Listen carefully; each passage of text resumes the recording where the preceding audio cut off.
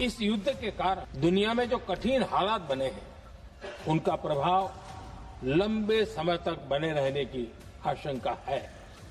इसलिए हमें तैयार रहना होगा। क्या देश में एक बार फिर लॉकडाउन जैसे हालात बन सकते हैं?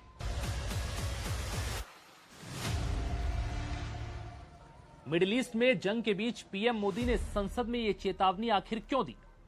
क्या देश में पेट्रोल, डीजल और गैस संकट अब बड़े स्तर पर देखने को मिलेगा?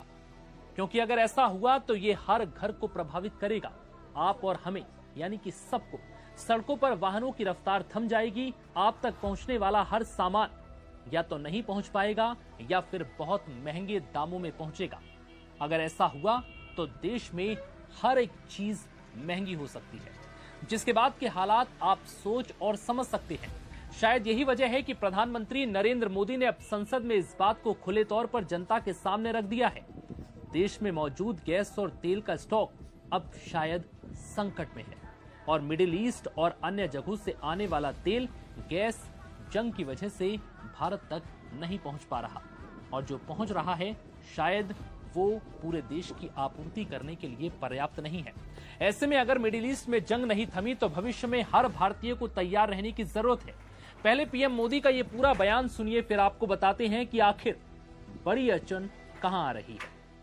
अध्यक्ष जी, इस युद्ध के कारण दुनिया में जो कठिन हालात बने हैं, उनका प्रभाव लंबे समय तक बने रहने की आशंका है। इसलिए हमें तैयार रहना होगा, हमें एकजुट रहना होगा।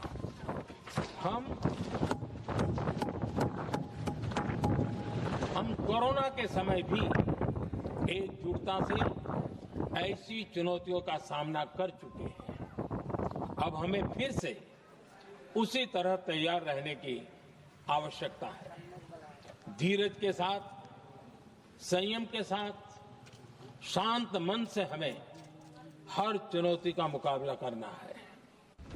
पीएम मोदी का यह बयान यकीनन भारतीयों को टेंशन देने वाला जरूर है, लेकिन पीएम मोदी ने इस बात का भरोसा दिलाया है कि देश में पैनिक सिचुएशन नहीं होने देंगे। दरअसल फर्स्ट पोस्ट की एक रिपोर्ट के मुताबिक अंतर्राष्ट्रीय ऊर्जा एजेंसी ने मौजूदा हालात को दशकों में सबसे ज्यादा गंभीर एनर्जी संकट करार दिया है। रिपोर्ट्स के मुताबिक इस जंग में दुनिया में 1.1 करोड़ बैरल प्रतिदिन तेल का नुकसान हो रहा है, जो 1970 के दशक के बाद से सबसे बड़ा नुकसान है। उस दौरान संकट के समय 50 लाख बैरल हर दिन का नुकसान हो रहा था। लोकसभा में पीएम मोदी ने भी ऐसे ही संकट का इशारा किया है।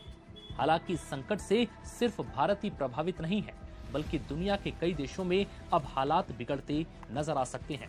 अंतर्राष्ट्रीय ऊर्जा एजेंसी की चेतावनी के बाद कई देशों ने इससे निपटने के लिए अलग अलग तरीकों से कदम उठाए हैं। फिलीपींस ने तो नेशनल इमरजेंसी का ऐलान कर दिया है। वहां के राष्ट्रपति फर्डिनेंड मार्कोस जूनियर ने देश की ईंधन आपूर्ति के लिए आसन्न खतरे की चेतावनी दी। फिलीपींस ने ऐसी समस्या से निपटने के लिए हफ्ते में 4 दिन काम कर इमरजेंसी उपाय अपनाने को कहा है। गैर जरूरी यात्राओं पर पूरी तरह से पाबंदी लगाई गई है। ज्यादा से ज्यादा ईंधन बचाने के उपाय अपनाए जाने की सलाह दी है। इसके अलावा तेल आपूर्ति करने वाले अन्य देशों से विकल्प की तलाश की जा रही है और रिजर्व बढ़ाने का काम किया जा रहा है। वहीं पाकिस्तान और श्रीलंका में भी इमरजेंसी जैसी सिचुएशन है। ऐसे हालातों में भारत में कई बड़े कदम उठाए जा रहे हैं। हॉर्मुज के रास्ते से पहले भारत के 50% तेल और गैस की सप्लाई होती थी, लेकिन अब सप्लाई बाधित हुई है, जिसका असर भारत में भी देखा जा रहा है। एलपीजी सिलेंडर की किल्लत ने यह बयां कर दिया है कि हालात अब ज्यादा कुछ ठीक नहीं है। भारत ने इस बीच इंडस्ट्रियल सप्लाई में कटौती की है और एलपीजी प्रोडक्शन को बढ़ा दिया है। भारत ने तेल आपूर्ति के लिए खाड़ी देशों के अलावा अन्य देशों से भी संपर्क साधना शुरू कर दिया है। भारत पहले करीब 27 देशों से तेल और गैस मंगाता था।